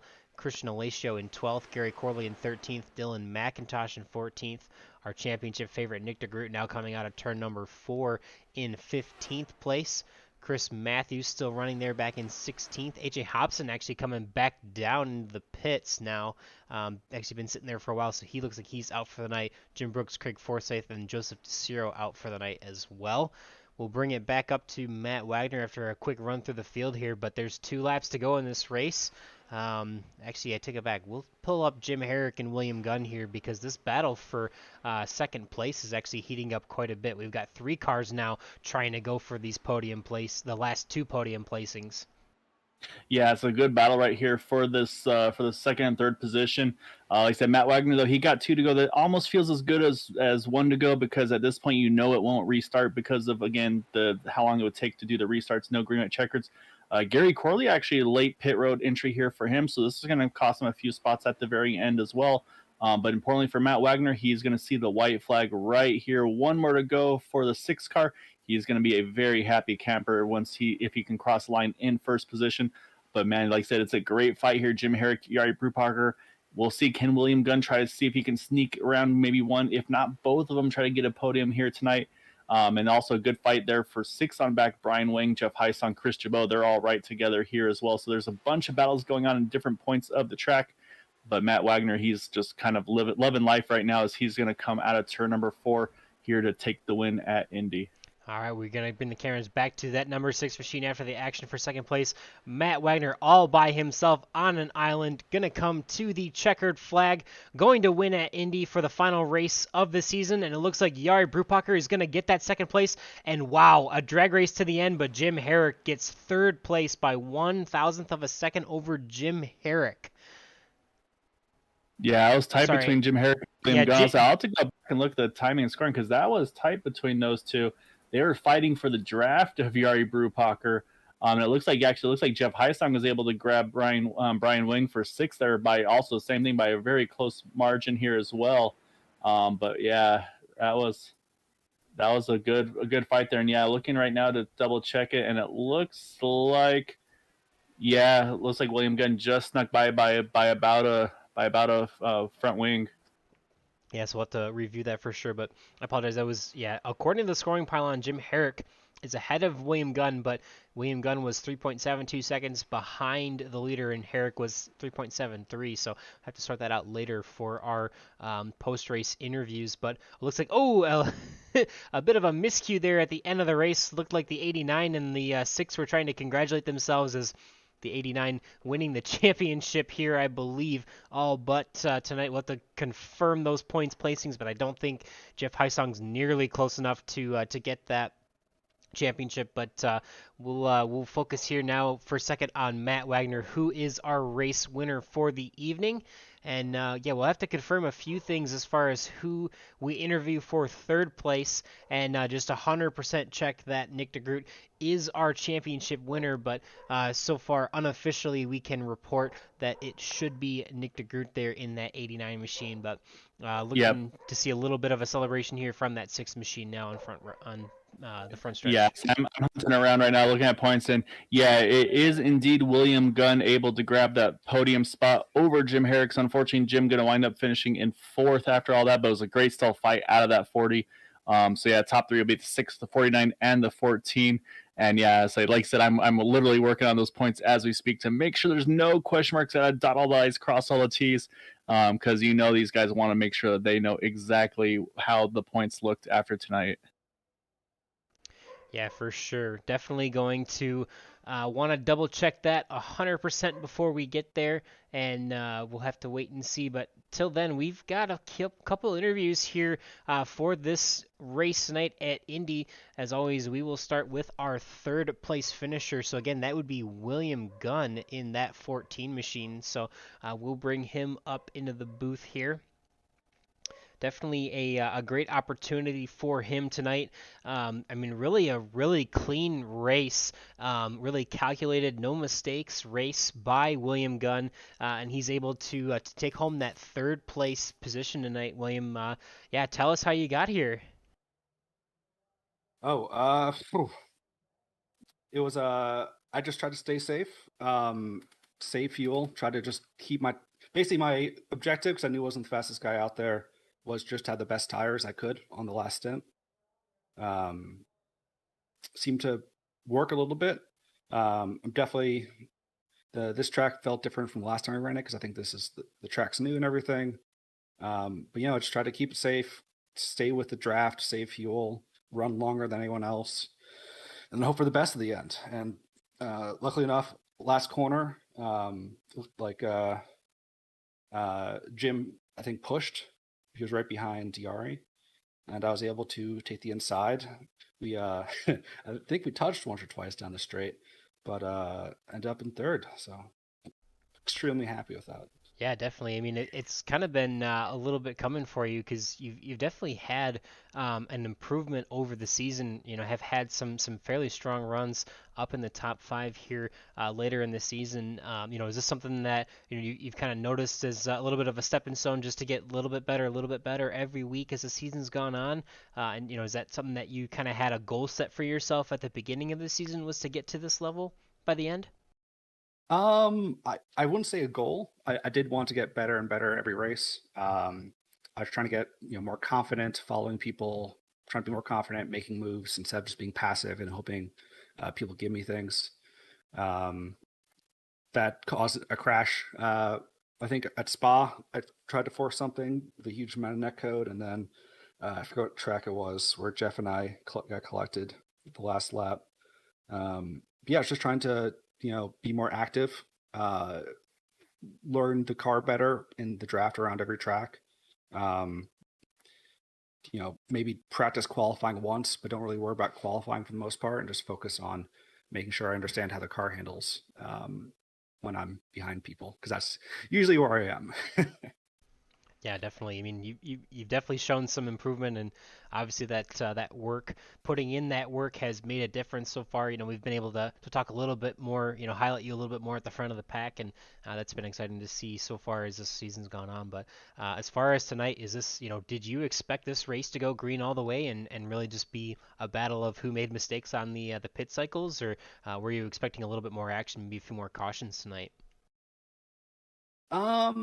Before the practice session, I thought there were going to be more yellows. After, during the practice, when we really got a feel for the car in traffic and how hard it is to pass, it felt like a lot of people were practicing that and sort of knew that it was hard to pass, so they weren't trying to force the issue. So I think for me, the likelihood of a yellow decreased after the practice session. I was happy that went green because that's great. I'm definitely something that definitely is on my list to work on is green flag pitting, because I'm definitely still way too not hesitant. I'm just way too cautious on pit entry. Yeah, definitely. Some more practice obviously will make perfect, but you were able to not really make any mistakes tonight and get that third place podium for the evening. Definitely has to feel good in the final race of the season to make it to the podium, your first podium, I believe, of the season. And is there anyone you want to give any thanks and shout outs to for this third place finish tonight? Yeah, I'm independent. Don't really have a team. But I was talking to a bunch of people throughout the race. Just making sure we talked. Like Eric, I think he hit the wall last couple laps, or with a few laps to go, maybe like 10 or so. And we were chatting because you're in the same room. He just wanted to make sure it didn't cause issues with people passing on the inside. I think it's just people have been great communication, making sure making sure people know how you're going to drive. So I think just thanks to the league for being great drivers. I hope to have my own livery at some point, so I'm not just a Red Bull driver. Yeah. Yeah, definitely exciting, and definitely an iconic paint scheme so far to run. But looking forward to seeing more of you in the seasons to come. And congratulations again on that third place finish and to finish out the season. Yeah, thanks Boomer, thanks Gail for all the commentary you did, and I think forgetting someone else who did commentary throughout the season. Was that? I know we had a few. I know Andrew Wood. Yeah, Andrew Yeah, Wood and Andrew, Gabe. Chris Matthews might have spotted. Yeah, but a Yeah. little bit of a rotating cast. But definitely appreciate that, William, and Yeah. wish you the best in the off season. Thanks. All right, we will move on to our next interview here, which should be, again, the 49 machine of Jari Brupaker, pulling him up to the broadcast booth now. Definitely excited to see you back in the car this week, and quite a bit of a showing for it. Definitely, I know you've had maybe a bit of a lackluster season last couple seasons, but finally able to get a really great finish here tonight at Indy, and very excited to see it, Yari. Yeah, great result. I'm a little mad. I overshot the last pit stop. I think I could have hanged with Matt, but yeah, it was a great race. Nice to see it go clean, and it was also good to be back racing here. I missed a couple of races due to other obligations, and now I'm glad that I managed to race or to take part in one race at least this season and yeah, gonna look forward to the next season. Yeah, it was a really good run for you tonight, Yari. And like I said, yeah, it was like I said, just that unfortunate that last pit stop, just barely overshooting it and saying. But the thing is, when you're going 220 on track, let's say losing that extra second or two, I mean, it just I'm sure it feels like an eternity trying to get that thing backed up and into your pit box. But other than that one mistake, I mean, it was a really great race for you. Something Boomer and I were mentioning though at the end though is you were behind, I believe it was Eric and Jim, and every so often they would do the leapfrog. They pass one another, and it looked like you were getting maybe a tenth or so, roughly a lap. But then they would kind of run side by side, and I think at one point we saw you kind of peek 3 wide, and then back out of it because it didn't look like it was going to quite work. Was that kind of just frustration on your end behind knowing like, man, we need to be doing this a little bit differently? Because I mean, I know you're very familiar with kind of doing that leapfrog drafting approach. Was that just you kind of feel like, man, we're just losing too much time there at the end, or I mean, what was going through your head there to when you saw kind of the gap to Matt there at the end? Yeah, it was basically just more of a signal. I didn't actually plan to make it stick there 3 wide, just to maybe bluff a little and show them that I'm there as well, because I realized we were not going to catch Matt. I think it was like 12 laps or 10 laps at that point and 3 seconds, and yeah, that would have probably needed perfect leapfrogging. So I decided to settle for a maximum second, and that was just me showing them that was also there. Yeah, definitely. Other than that one mistake sliding through the pit stop or for the pit stall at the end there, it seemed like you had a pretty mistake-free race, and that was enough to keep you up in the front of the pack. Did you have that expectation to try and stay up there with the leaders and pit with the leaders throughout the race? And were you expecting it to go green all the way from the beginning? Well, I think this is the second time in a row that the Indianapolis race goes all green or almost all green here. So I'm not as surprised as I was last year at that point. I think at the start it's a 90 laps race, and it's very difficult to actually like predict what is going to happen. So I just tried to stay a little bit with the leaders. I went to the lead for like 1 lap just to get the point, and then let Nick lead again in the earlier stages, and just stay with him. And then I basically looked what the other guys were doing pit stop wise, because I was afraid somebody might try the two stop strategy, but I guess since Craig disconnected early on, that was not on the tables anymore. Yeah, definitely disappointing to see that. Always hate to see people have not necessarily mechanical issues, but maybe some software issues here on the iRacing side of things. But still a great showing for you tonight, and like I said, glad to have you back, and hopefully you can go into the off season, head held high. And hit it hard early 2023 on their first season there. And for that third place finish tonight, are there any thanks and shout outs you'd like to give? I think it's a second place finish. I apologize. You are right. It would be a No second problem. place finish. Thank you for correcting me. Messing with you. But yeah, I just wanna thank everybody again. Great stuff. I missed racing here. As I said, I've been out a couple of weeks, and it's nice to come back. And even though now there's a break, looking forward to the new season, and also looking forward to watching the broadcast. I'm sure it was great again. So thanks everybody. Yeah, definitely. Thanks to you as well, Yari. Glad to have you back, and appreciate those kind words. And we'll see. Maybe might get a chance to broadcast some of the off-season events here throughout the rest of the fall into the winter time. But yeah, definitely a pleasure, and good luck. And we'll talk to you soon. Thank you. Bye bye, guys. All right, moving on through our interviews. Got a few more left. Looks like we've got our race winner next. In that number 6 machine, Matt Wagner bringing it home at Indianapolis with a new paint scheme, a great looking car. Take us through how you got that win tonight, Matt. Well, it kind of started off kind of slow.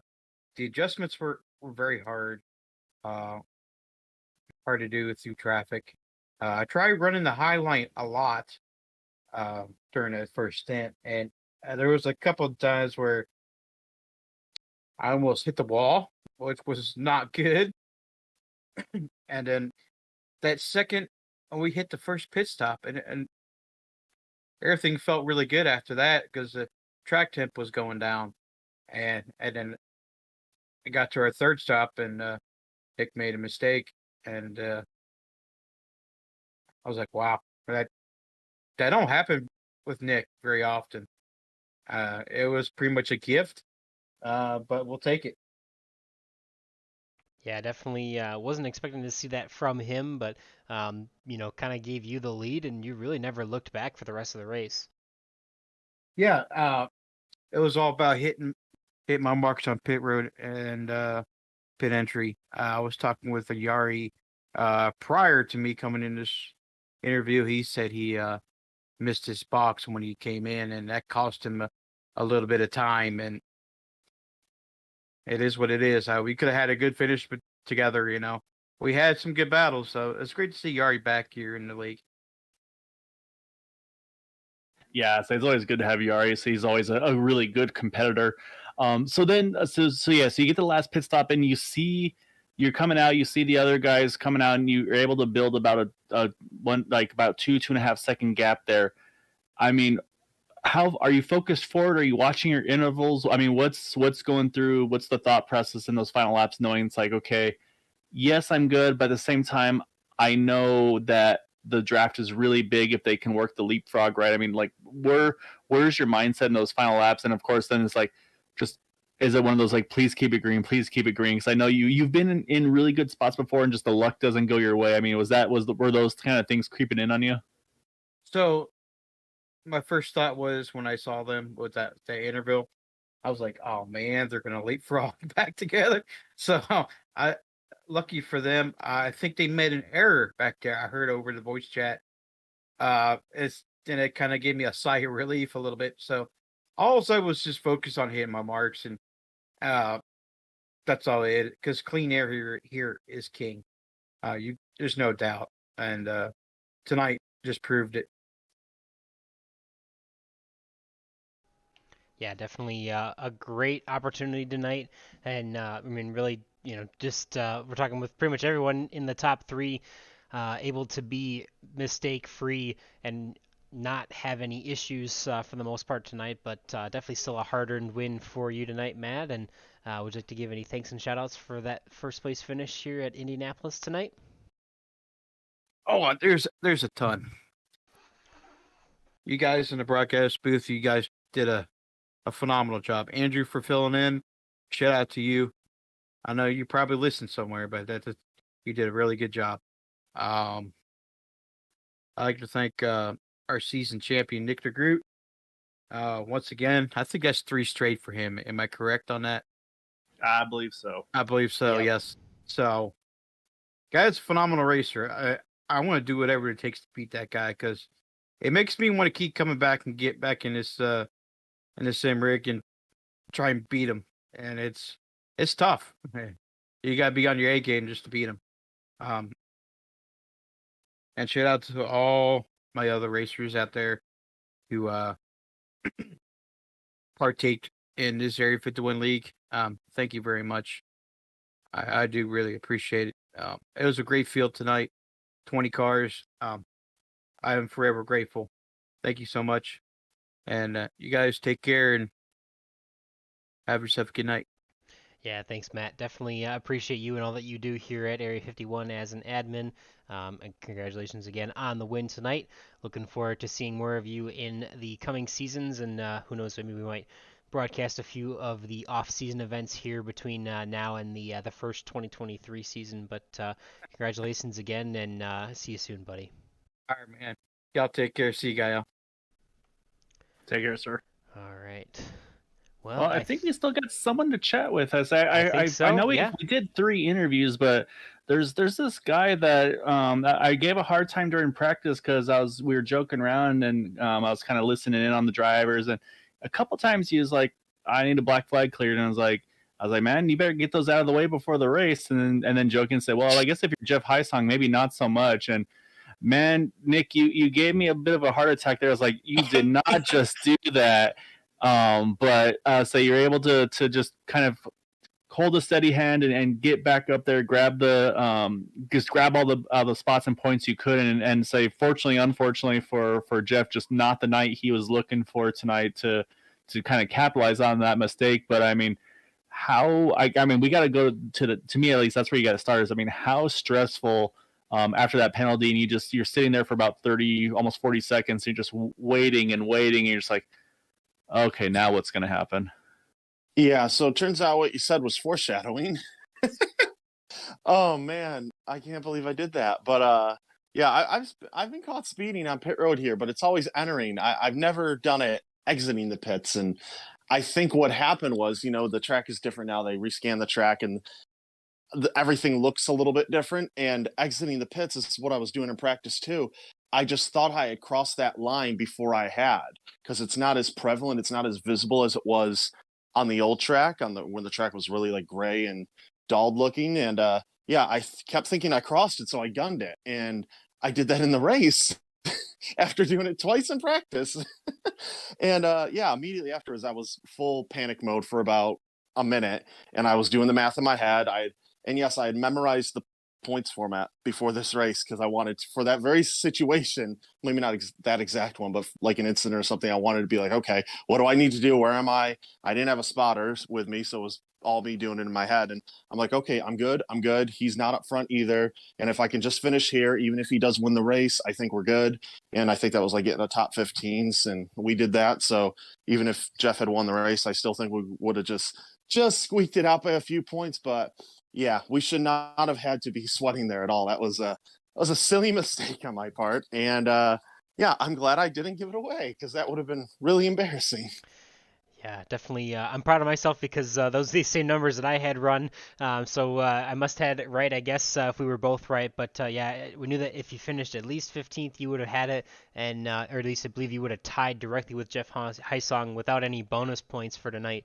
But yeah, definitely, I'm sure you would hate to finish the season out on a race, which I think actually ended up being your drop week for points as your lowest race of the season.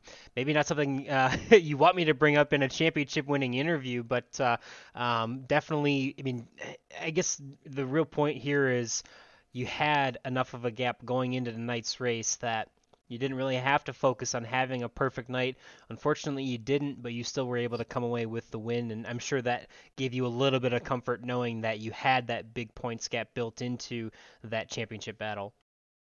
Yeah, I mean, it was feeling pretty perfect at first when we got the pole there and we're leading a bunch of laps. And I think if we hadn't made the mistake, it would have just been me and Matt sailing off into the sunset towards the end and having a battle for the win. But yeah, to think that Indy was going to be my drop week this season, I don't think I would have predicted that. I think that would have been my last choice. If you told me, look at these 12 races, one of them's going to be your drop week, I'm like, well, it's not going to be Indy. And yeah, here we are. But it's a little reminiscent for me when I won my second and last Dark Horse title with the DW12s and those guys, because we had the Indy 500 ending their season there, and I made a mistake at the end of that race, and then as I was coming back to the field, got caught up in a wreck and finished like 20th. And so we won the championship in the wall in that race, and kind of the same thing here, except the wreck came on the cooldown lap afterwards. Yeah, we It did. was a strange one.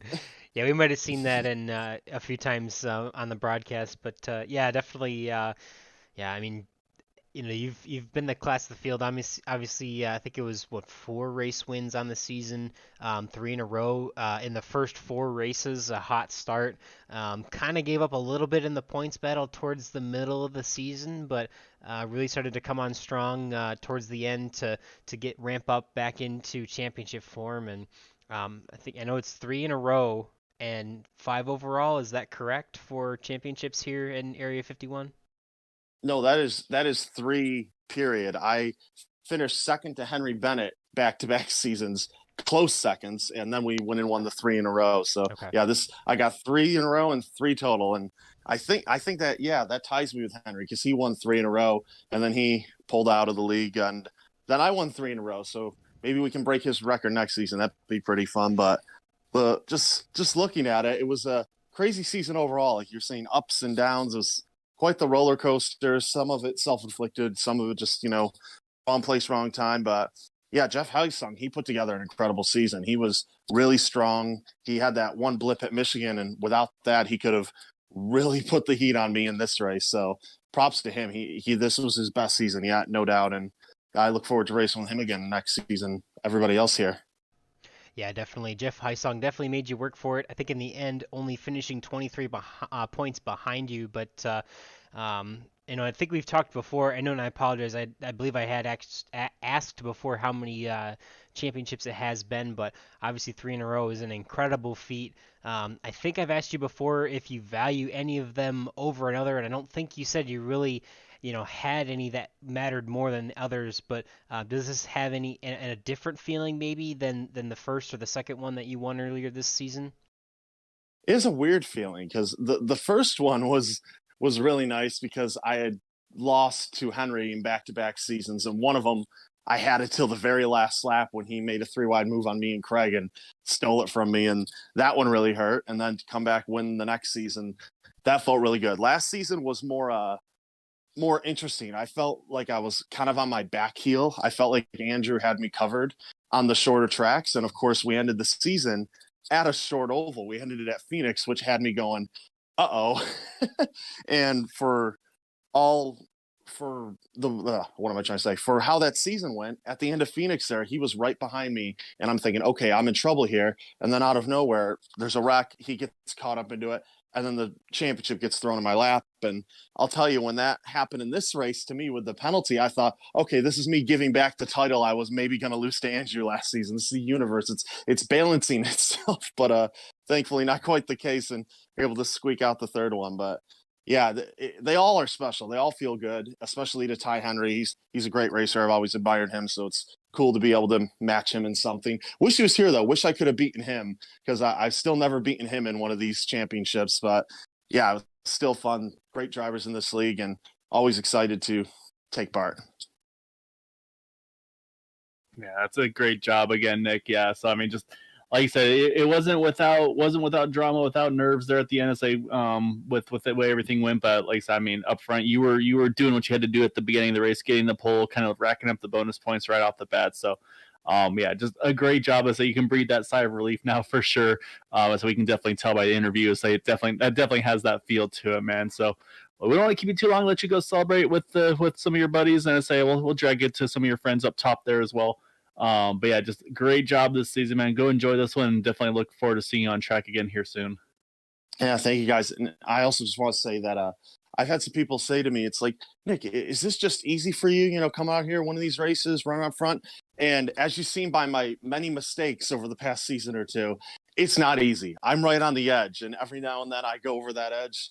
I make mistakes, make myself look like an idiot, but we were able to get enough points and make sure that didn't cost us anything. So yeah, thank you everyone for letting me be part of this. Thank you to Factor Back Motorsports and everybody else at covermortar.com, motorsport.com, Canvas Shoes, Cowboy Shit, everybody else supports us. Looking forward to the next season. It's going to be an interesting one. Definitely going to be a lot of fun, and definitely going to be looking to see you try and get that 4th championship in a row next season. I think we mentioned in all the other interviews we might have a chance to broadcast a few of the off-season events as well. So hopefully to see you out there for those. And yeah, congratulations again, and enjoy the off-season. Yep, thank you guys. All right, that was our championship winner in the 89 machine. Nick DeGroot does it again.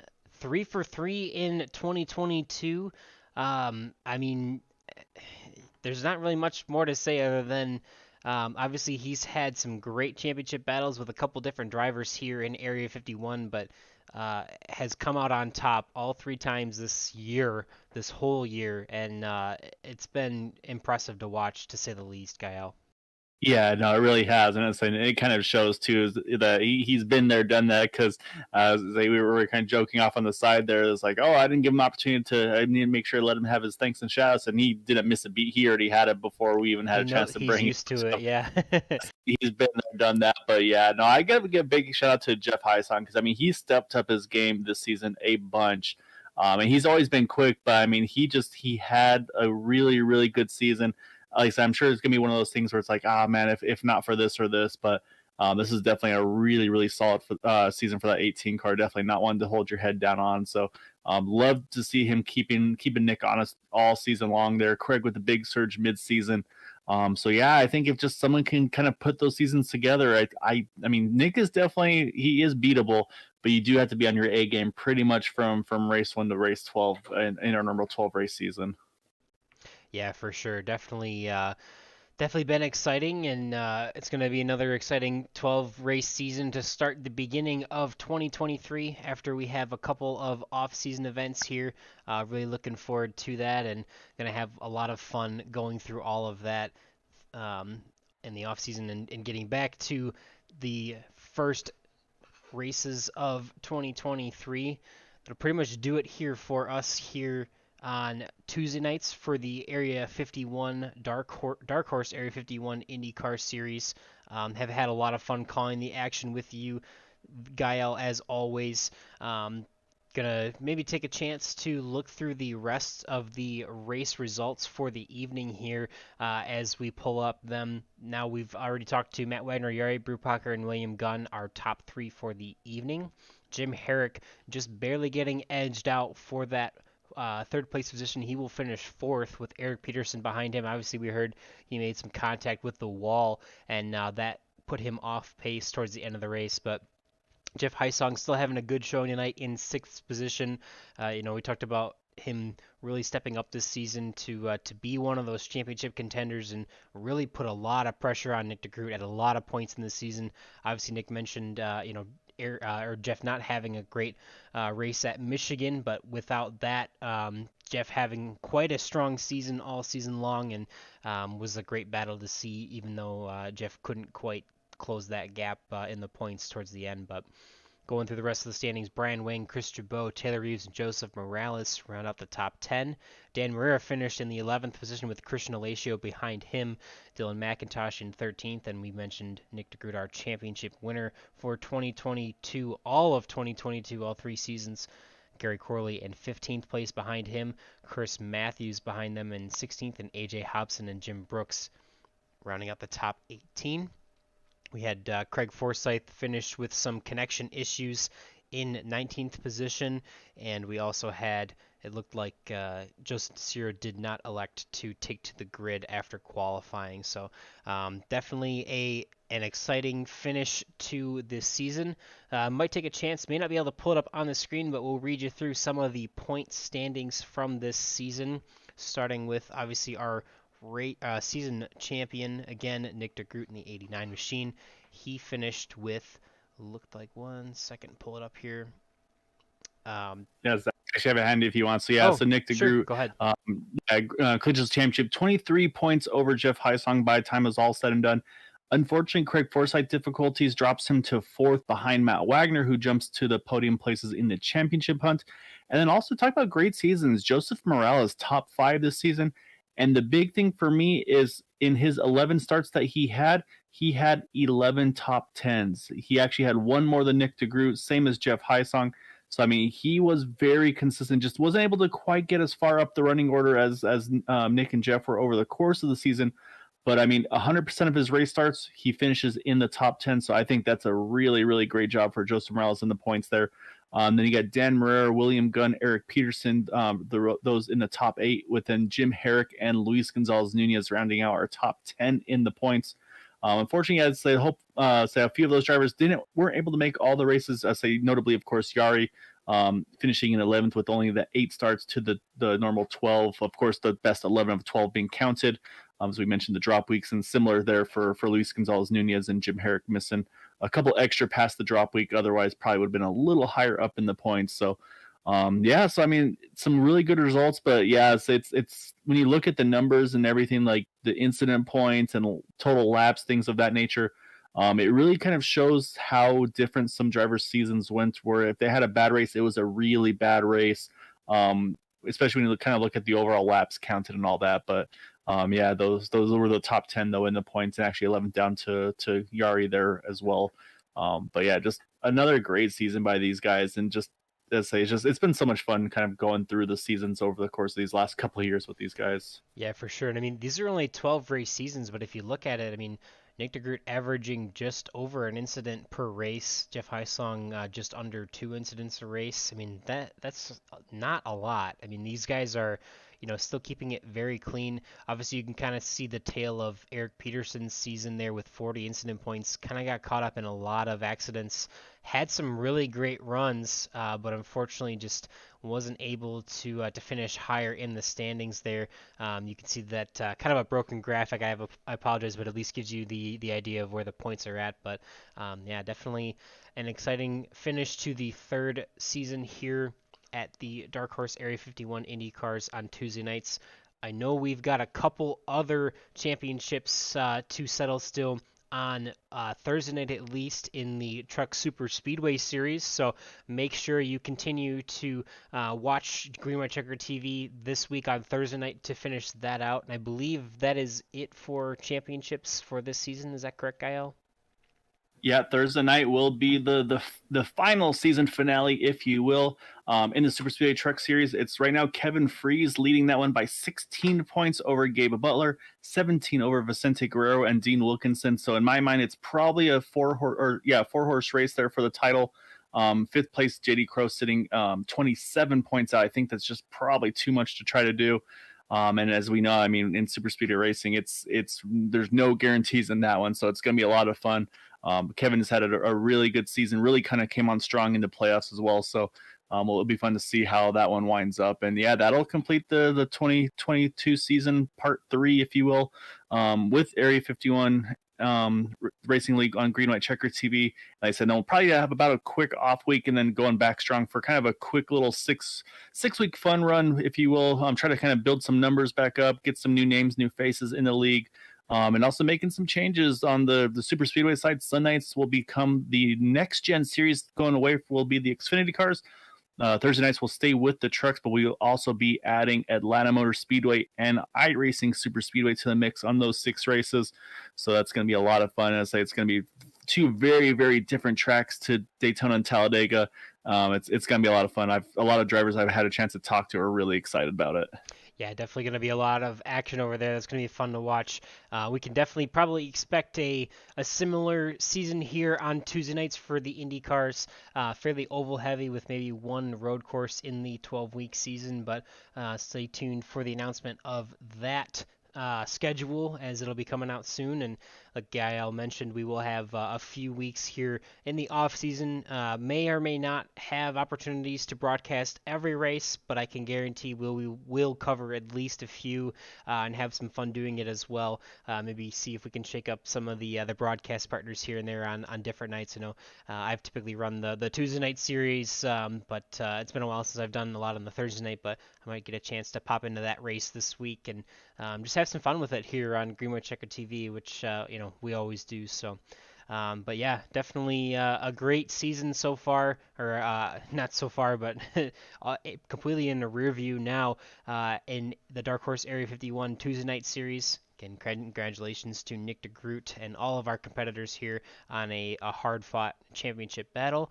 And yeah, looking forward to that season finale on Thursday night in the Truck Super Speedway series, and hope to see you guys over the rest of the winter and into the 2023 break. But we appreciate everyone watching along, following along through these series on all nights here on Green White Checker TV. Always appreciate the drivers and the fans and everyone who takes a chance to tune in, whether live or after the fact. We're doing this for you guys, and we appreciate all your support, and definitely love having you guys around. So if we don't see you, or if we don't do a lot of broadcasting over the off season, we wish you an incredibly happy holiday season, a wonderful new year, and we're excited to have you back for the 2023 season. Hope to see you soon. Stay safe, take care, and we'll miss you until we see you again. Bye.